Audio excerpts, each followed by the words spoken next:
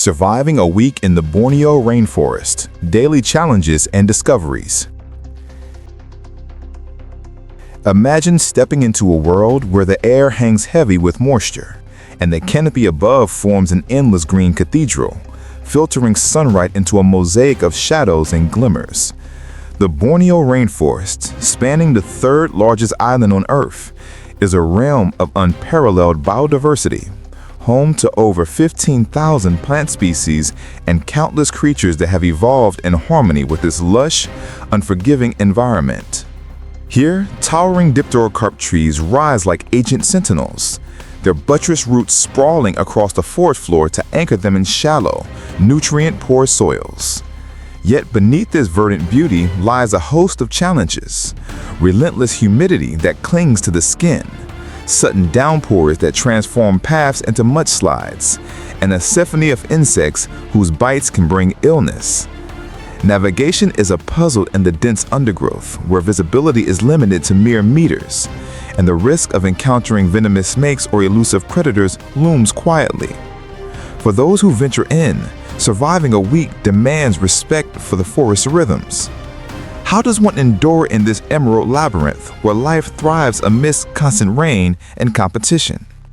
This journey explores the daily trials and revelations, drawing from the adaptations of plants, animals, and the indigenous peoples who have called this place home for generations. As we follow this hypothetical expedition, we'll uncover the quiet ingenuity that allows survival, from sourcing water in a land of plenty yet peril, to learning from the forest inhabitants.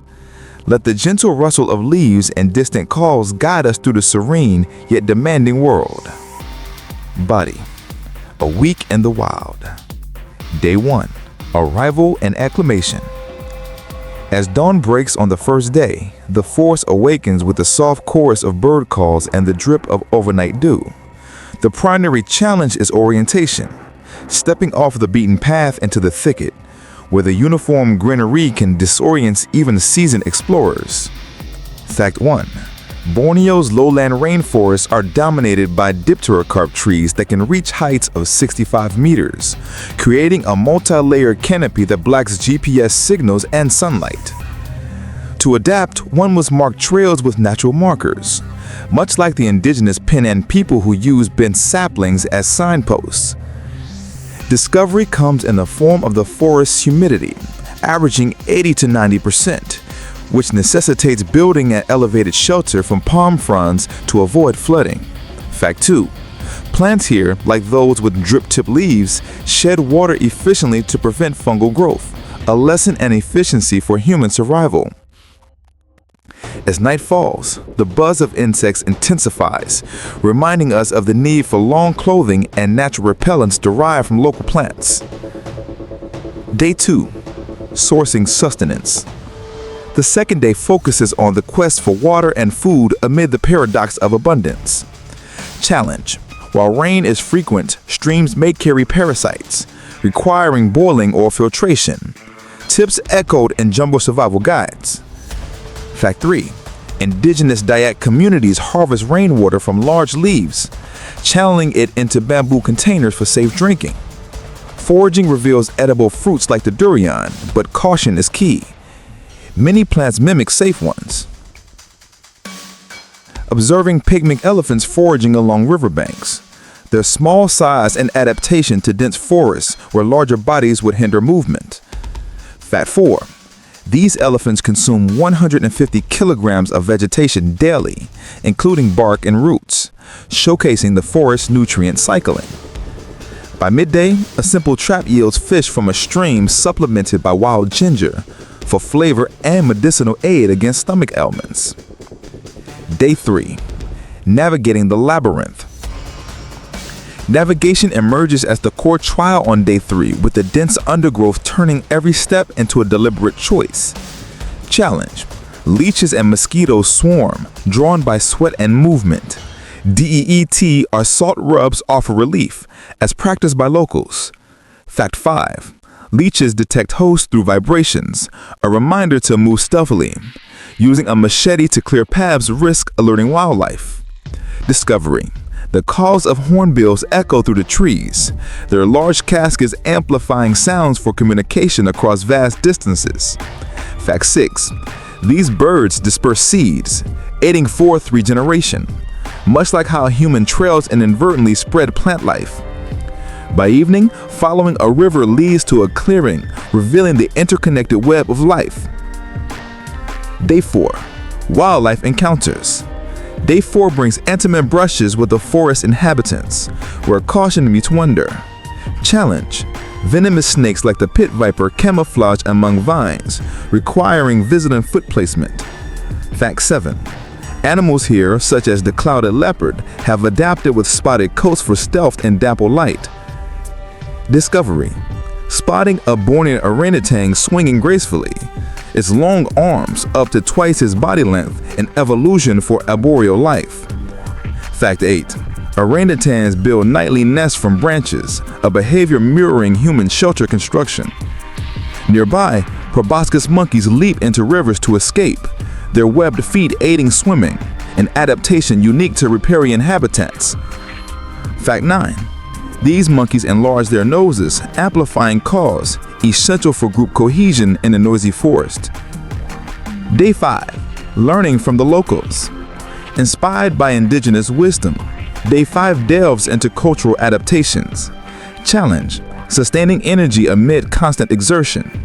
The Penan use blowpipes for silent hunting, minimizing disturbance. Fact 10. Dayak fire-making techniques involve friction with bamboo, crucial for cooking and signaling. Fact 11. Indigenous groups practice swidden agriculture, using fire to enrich soil sustainably. Fact 12. Their knowledge of over 1,000 plant species for food and medicine underscores the forest pharmacy. Observing a mocked longhouse setup, one appreciates communal living for shared resources. Day 6. Weathering the elements.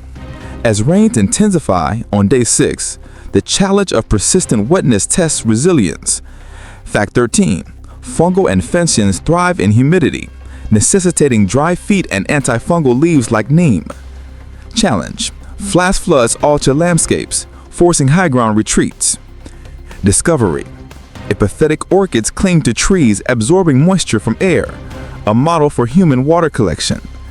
Fact 14.